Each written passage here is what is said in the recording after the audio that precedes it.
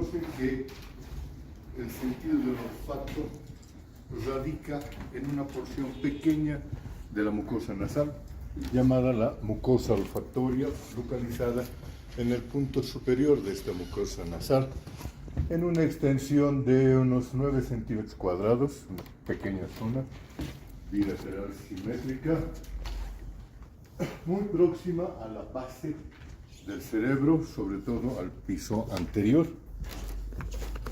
Esta mucosa olfatoria no hay que confundirla con el órgano vomeronasal.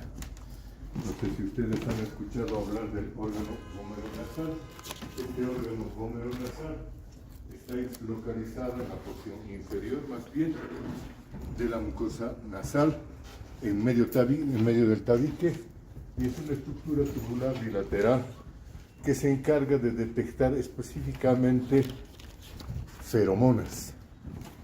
Estas feromonas son sustancias relacionadas con nuestras habilidades sociales y nuestra capacidad reproductiva. Establece apetencias de orden sexual, induce a nuestra conducta, y mucha gente en la actualidad está aprovechando de las feromonas para crear perfumes con los cuales hacer más atractivos a las personas que los usan. Bueno, eso es un sistema en desarrollo. No nos vamos a meter más en eso, nos vamos a quedar con el sentido de la olfacción. Pero recuerden que ahí, en realidad, en la mucosa nasal hay dos sentidos. Uno que es el propiamente dicho, el olfato, y el otro, el órgano nasal, sería un sistema olfatorio accesorio y con funciones diferentes del primero. El primero es supervivencia, el segundo es vida social y reproducción.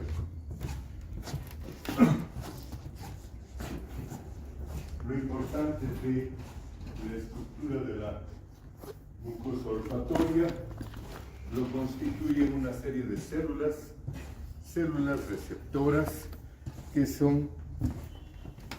que conforman un epitelio celuloestratificado, en el cual estas células receptoras tienen dos extremos, un extremo periférico que está seguido de una serie de cilios que se extienden a mayores o menores distancias en la superficie de la mucosa nasal, y el extremo proximal central corresponde a las prolongaciones axonales de estas células que atraviesan tanto la lámina propia como la lámina cribosa del etmoides y configuran en su conjunto el nervio olfatorio. Entonces, en este caso, el nervio olfatorio no es una estructura única, es una estructura disgregada en una serie de filetes que están atravesando de la periferia de la mucosa nasal hacia el sistema nervioso central, hacia la base del lóbulo frontal. Estas fibras, digámoslo de una vez, van a terminar en una prolongación del encéfalo, que es el bulbo olfatorio. Bien, además de estas células olfatorias, vamos a encontrar en la mucosa olfatoria otras dos categorías de células: las células basales, que son células que dan origen a estos receptores, y las células de soporte. Estas células de soporte se entremezclan y dan estructura, rigidez a la mucosa olfatoria. Existen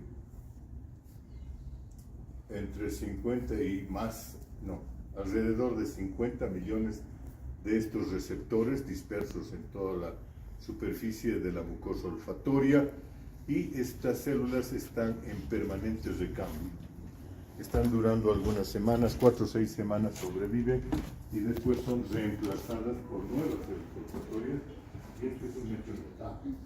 En este caso estamos hablando de células nerviosas que están siendo continuamente reemplazadas, no son células relacionadas a células nerviosas, son las propias células nerviosas que están siendo reemplazadas. Por lo tanto, el sentido del olfato tiende a mantenerse estable a lo largo de la vida gracias a este proceso de recambio permanente. ¿Qué más podríamos decir de esta estructura? La superficie de las microvellosidades. No tenemos nada de la superficie de las microvellosidades. Sí, ahí está. La superficie de las microvellosidades tiene en su membrana una serie de receptores de membrana. Fíjense que los hay tanto metrotrópicos, la mayoría, como ionótropos. Los ionótropos están reaccionando, captando a sustancias disueltas en el aire, como las sustancias iónicas, y las metabótropas están reaccionando a moléculas más complejas. Vale decir que hay un parangón muy cercano con la disposición de los receptores de membrana de las células del gusto. Son muy parecidas, pero las unas trabajan en sustancias disueltas en agua y estas no necesitan eso, trabajan directamente con las moléculas disueltas dispersas en el aire. Me he permitido poner lo antiguo. Antiguamente, y esto es creo el año pasado, explicábamos que existen diversas especies de células receptoras, cada una de ellas especializada en la percepción de una sustancia específica. Una sustancia específica que se identificaba como una variedad por lo menos de 7 tipos diferentes de células receptoras, cada una de ellas especializadas en registrar con preferencia estas sustancias, como por ejemplo el olor alcanforado, el almizclado, floral, mentolado, etéreo, picante, pútrido, etc.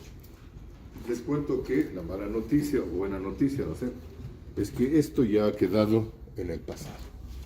Ya no se acepta más esta doctrina de la cual cada célula está especializada en percibir un tipo de molécula, un tipo de sustancia como propio y característico.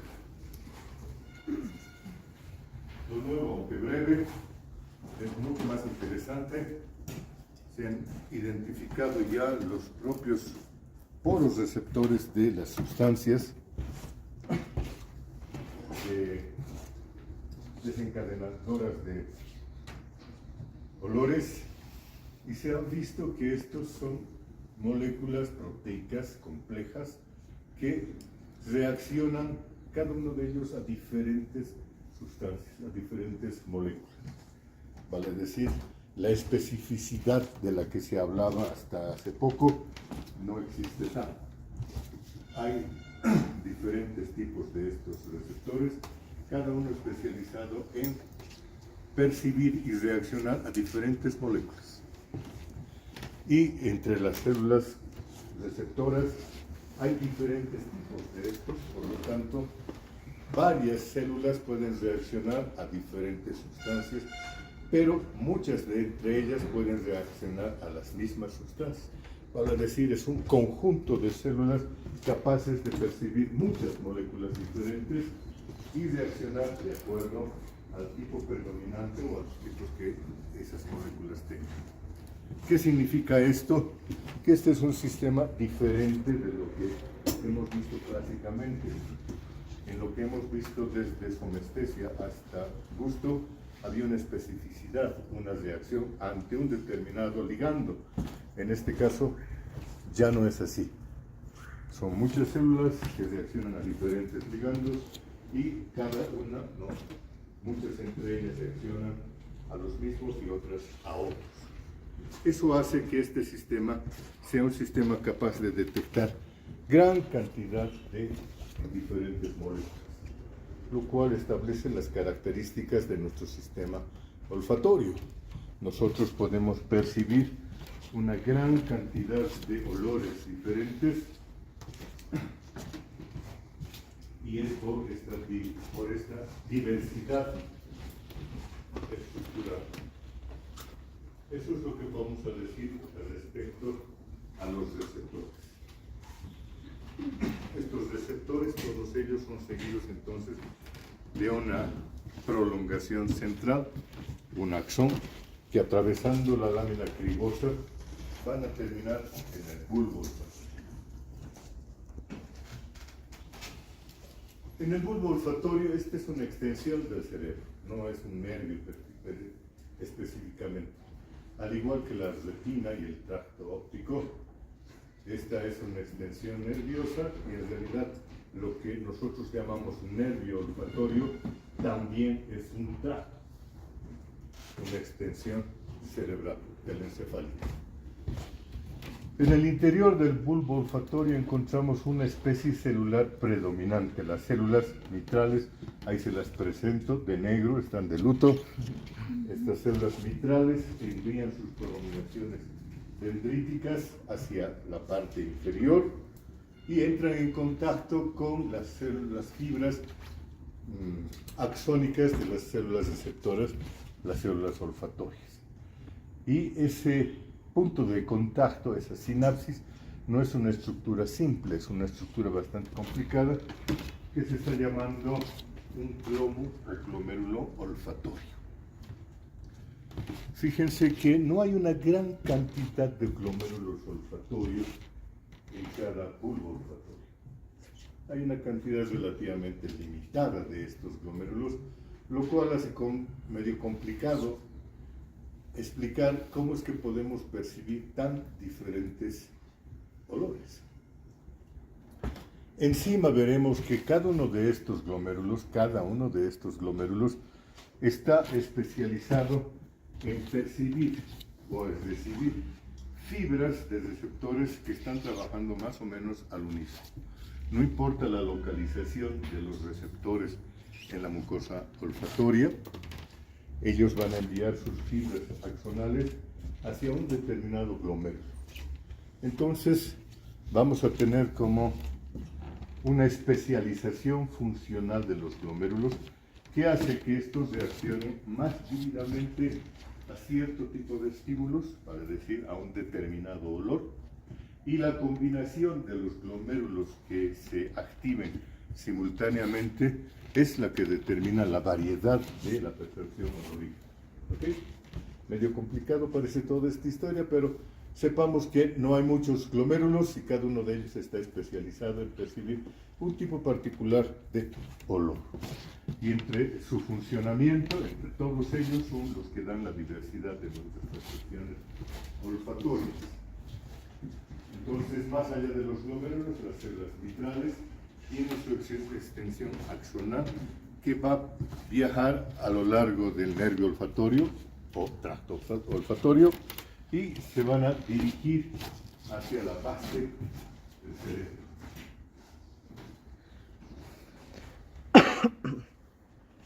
Hablemos entonces de las vías olfatorias. Yo estoy seguro que ustedes de sus clases de anatomía conocen perfectamente la distribución de este nervio olfatorio. En la base del encéfalo, estos nervios o tractos se dividen en dos. Fíjense, es una rama lateral y una rama medial. La rama medial, la estría olfatoria medial, se va a dirigir hacia el tracto olfatorio del lado contrario. En resumen, las dos estrías mediales se van a conectar y a través de esta van a viajar fibras de los axones de las células mitrales para terminar sobre las células mitrales del otro lado. Fíjense entonces que la estructura de estas células mitrales, que aparentemente era muy simple, una cadena de células, tiene la contribución de los axones de las células mitrales del otro lado, que tienen influencias regulatorias, o sea que cada una de ellas está regulando a su par del otro lado. Entonces, las que sí nos interesan como conducción de los impulsos olfatorios son las estrías olfatorias laterales. Esas son las que vamos a seguir. Yo no sé cuántos recordarán ustedes de su neuroanatomía, pero la distribución de estas estrías olfatorias laterales es compleja.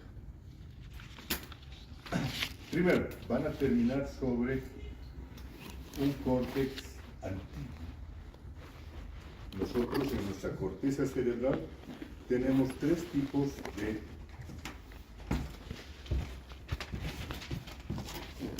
corteza cerebral, obviamente.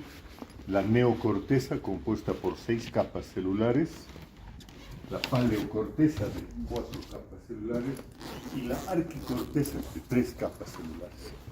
Cada una de ellas en función de ese número de capas con una antigüedad mayor. O sea, las más antiguas son las células del arquicórtex. Las siguientes son las del paleocórtex y las últimas, las más recientes, son las del neocórtex. ¿Dónde terminan estas fibras que vienen por la estría olfatoria lateral? Terminan en parte sobre arquicórtex, pero sobre todo en paleocórtex. Eso significa que este sentido, el olfato, es uno de los primeros sentidos en aparecer a lo largo de la evolución. Y eso establece su rol, es un rol de supervivencia, por supuesto. Imaginen ustedes ese ambiente en la época inmediatamente posterior a los dinosaurios, cuando las especies mamíferas están evolucionando, están enfrentándose a un mundo completamente hostil, peligroso, donde había que sobrevivir a toda costa, y eso significaba comer o morir o servir de alimento.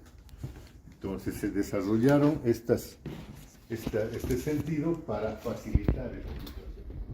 Los animales de presa desarrollan su olfato para percibir a sus presas a cualquier distancia, y los animales que no son de presa, los, digamos, herbívoros,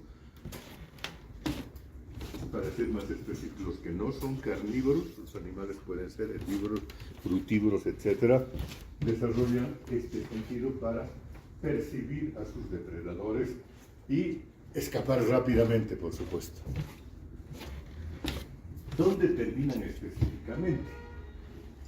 Unas fibras terminan directamente sobre el núcleo amigdalino, la amígdala cerebral.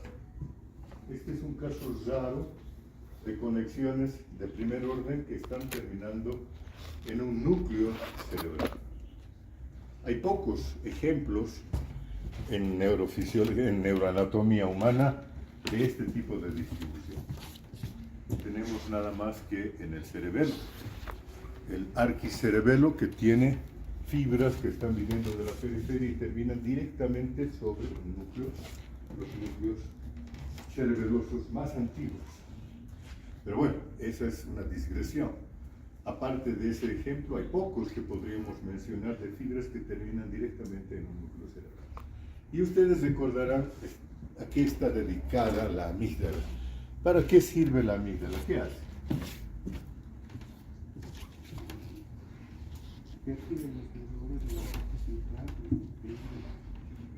Sí, pero no estoy diciendo que recibe, sino para qué sirve, qué hace. ¿Qué hace la amígdala cerebral? Tú, la de al lado. ¿Nada? ¿Alguien quiere ayudarnos? Agresividad. Agresividad. ¿Qué dices? Ya, en realidad genera, es el generador de esas emociones tan fuertes como son el miedo o su contraparte, la ira. Cuando se activa la amígdala, vamos a provocar ya sea miedo o ya sea ira, rabia. El miedo nos impulsa ¿a qué? A escapar, ¿no es cierto? Y en la ira, ¿a qué nos impulsa? A atacar. Fíjense entonces, es este núcleo que está recibiendo fibras primarias. Entonces, muy rápidamente, es la primera estación que genera la respuesta a algo que se detecta en el ambiente, a un olor. Y ahí viene bien claramente la diferenciación que hemos hecho entre cazador y presa. La presa, ¿qué va a sentir cuando llegue esa información odorífera a su amígdala? Va a tener miedo, ¿qué va a hacer? Va a salir corriendo. Por el contrario, el cazador, ¿qué va a hacer cuando sienta la presencia de su víctima o su alimento en el ambiente, se va a insuflar de coraje y va a atacar, no importa el tamaño de lo que se vaya a enfrentar. ¿Ok? Entonces ahí está la base de ese tipo de respuesta dicotómica y el por qué es tan poderosa la sensación olfatoria. Además de esa terminación, existen fibras que están terminando en las inmediaciones alrededor de esto, en lo que es la corteza piriforme o la prepiriforme. Antes hay una pequeña estación de relevo, hay después otra estación de relevo que es el área entorrinal. Esas dos áreas, que no son arquis sino son paleocerebelo, sirven para establecer respuestas reflejas y automáticas a los estímulos odoríferos. Entonces, paleocerebelo, lóbulo piriforme, corteza piriforme y corteza entorrinal, establecen conexiones con otras estructuras, fundamentalmente, ya lo vamos a ver, un momento los dejaremos ahí, y hay otras fibras que van a atravesar esto y van a terminar en neocórtex, en neocorteza, en lo que nosotros llamamos la corteza olfatoria propiamente dicha. ¿Dónde está la corteza olfatoria que está terminando en el neocórtex? Veamos, seguimos estas fibras. Por si acaso me olvidaba, hay una serie de fibritas que están terminando en el humus del hipocampo, en el gancho del hipocampo. Aquí hay un detalle de las fibras que están corriendo por la estría olfatoria medial y se están dirigiendo al bulbo olfatorio contralateral. Ahí están representadas en ese dibujo y sus terminaciones sobre las células mitrales. Fíjense entonces, hay un sistema de regulación y de control de las unas sobre las otras células mitrales. Están autorreguladas.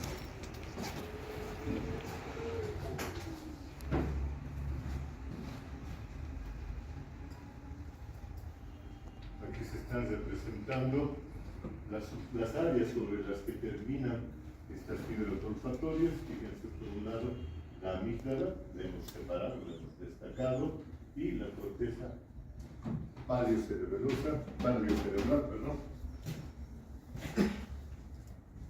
con sus diferentes nombres.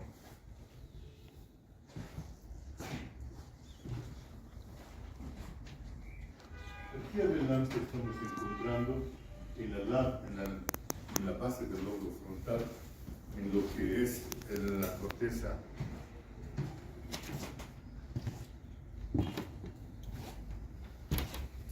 orbitaria, una pequeña región dedicada a la percepción consciente del olfato. Es el área olfatoria o órbito frontal, área, ¿qué número de área? Me parece que es 31, no estoy seguro. Me parece que es el área 31 en la clasificación de Rex. Como ustedes pueden ver, es una serie de áreas diferentes y tal vez agradezca más esta organización que me ha permitido ponerlos. Fíjense, aquí estamos sistematizando las fibras, sus conexiones y sobre todo su función. Entonces la estría lateral está enviando fibras hacia la amígdala,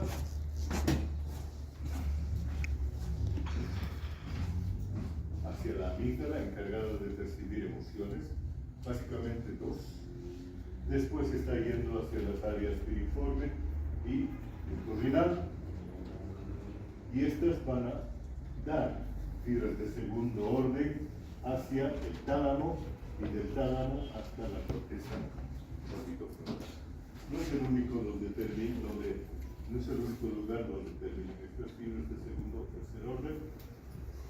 También va a estar terminando en la corteza de la ínsula. ¿Recuerdan ustedes para qué servía la corteza de la ínsula? ¿Con qué se relaciona? Ayer hemos visto esto. Con el gusto, ¿no es cierto? Y esto establece el parentesco entre lo que es olfato y gusto. Lo diremos más luego, pero veamos que estos dos sistemas, desde ya veamos que estos dos sistemas trabajan al unísono. Cuando estamos resfriados, los alimentos nos parecen insípidos, no percibimos el olor y entonces por lo tanto percibimos más el sabor. Y es porque el olfato también está participando en la sensibilidad gustativa. Basta que, como ejemplo, hablemos de una tarde, 2 de la tarde, no hemos ni desayunado y pasamos por una chicharronería y sentimos el delicioso olor del chicharrón, fresco, crujiente. ¿Qué vamos a sentir? Inmediatamente vamos a sentir hambre, deseo de comer. ¿Y eso por qué es? Porque se ha estimulado el sistema olfatorio y este está estimulando la corteza insular a través de estas proyecciones, lo cual desencadena los fenómenos reflejos relacionados con la estimulación gustativa. ¿Ok? Así que olores son capaces de desencadenar estímulos de hambre o de saciedad también.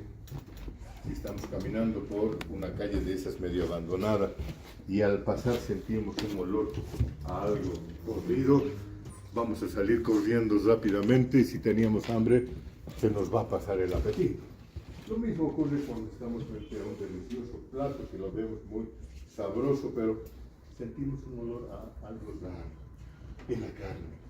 Hay un olorcito medio de podrido, entonces inmediatamente rechazamos el alimento, no lo vamos a ingerir. Nuestro organismo se ha ahorrado el paso de llevar ese alimento a la boca y percibir lo podrido. Directamente con la percepción olfatoria de lo pútrido, salimos corriendo, no lo consumimos. Vean ustedes, ahí queda claramente definida la relación entre estos dos sentidos y la vía es estas proyecciones hacia la corteza insular. ¿Ok? Pero bien, además de esto, las fibras que a través del tálamo dorsal anterior, núcleo dorsal anterior, que parece dorsal anterior del tálamo, es diferente de los ventral, posterolaterales y posteromediales. Otro núcleo, es mucho más antiguo que está activando a la corteza órbitofrontal.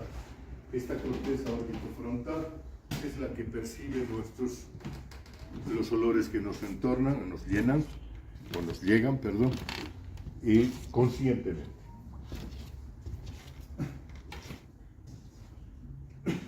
Es a través de la estimulación de esta vía que nosotros vamos a percibir la agradable fragancia de alguien con una colonia exquisita o con un lindo, rico perfume, o lo contrario, por supuesto.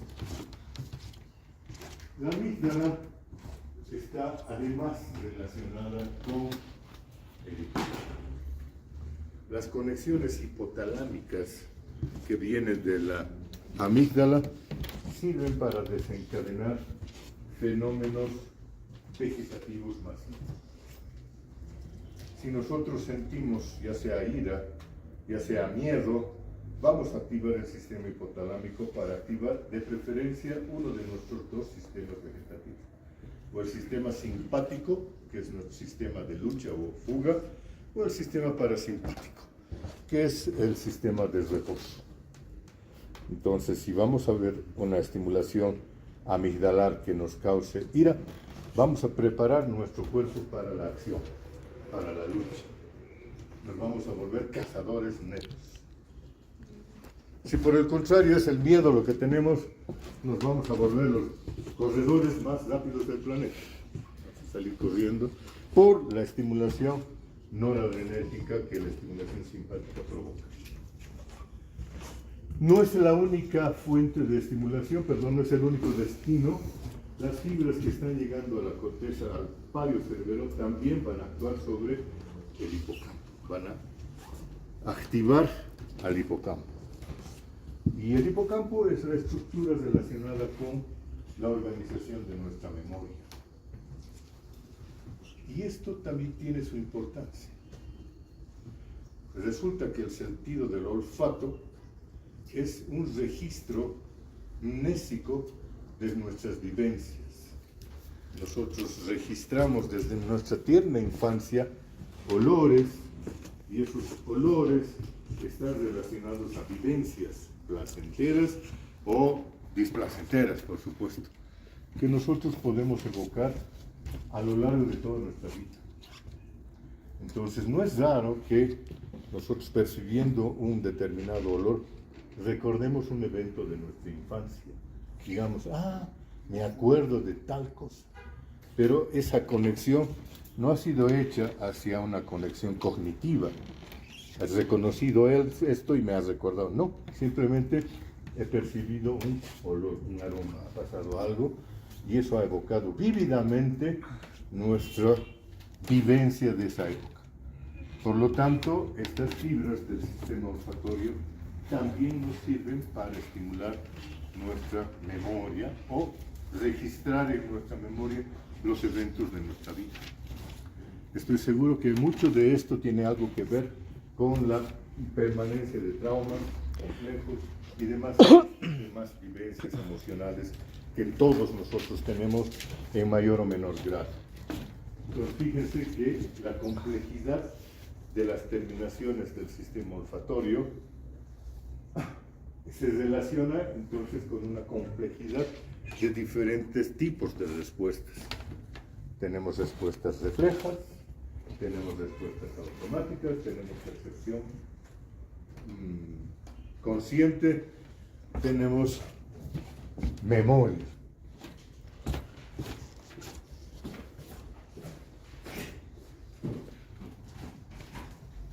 Yo creo que vamos a dejar de darles lata con esto del olfato. Muchísimas gracias.